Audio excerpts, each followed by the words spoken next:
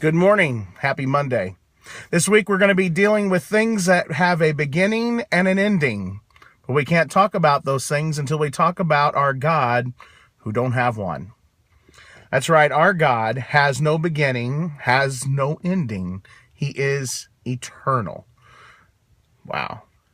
Infinity, if you will. That's a term that the kids are using nowadays, right? Infinity. We have no beginning. He has no ending. He is eternal God. Jesus himself declared to John the Revelator while he was on the Isle of Patmos in the book of Revelation, chapter 1, verse 8, I am Alpha and Omega, the beginning and the ending, saith the Lord. That is, and which was, and which is to come, the Almighty. Let's talk about that. He is the beginning and the ending.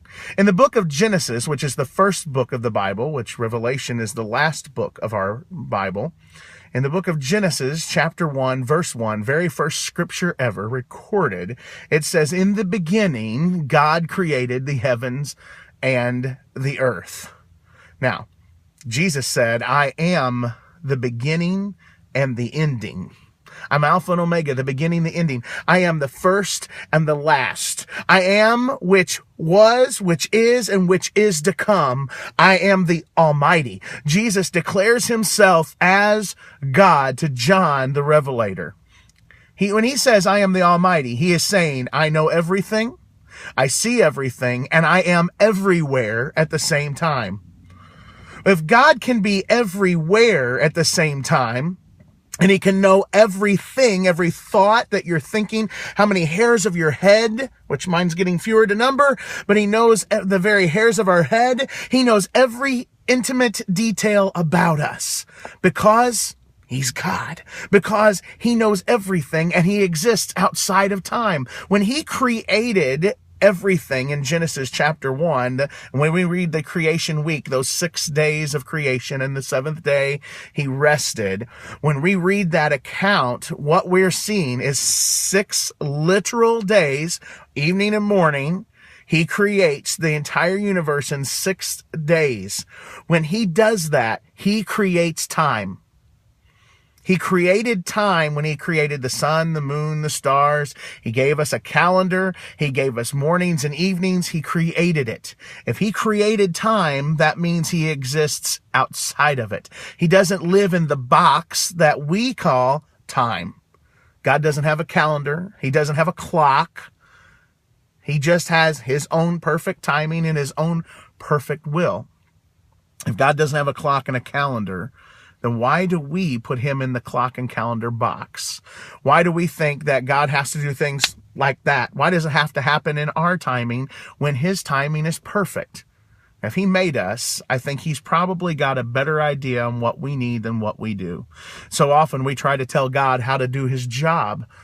How about we just stay out of God's job? Let's just trust him through the ups and through the downs, through the highs and through the lows, and begin to focus our attention on just trusting God.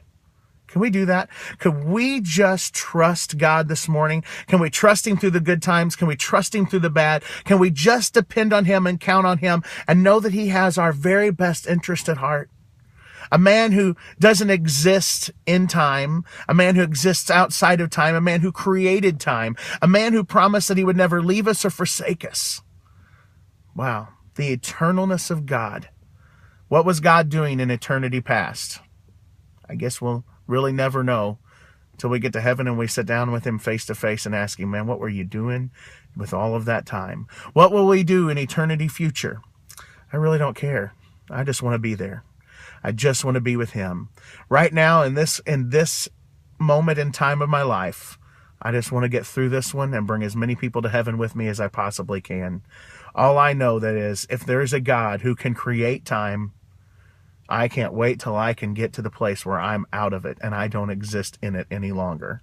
Because where he is where we're going to be also.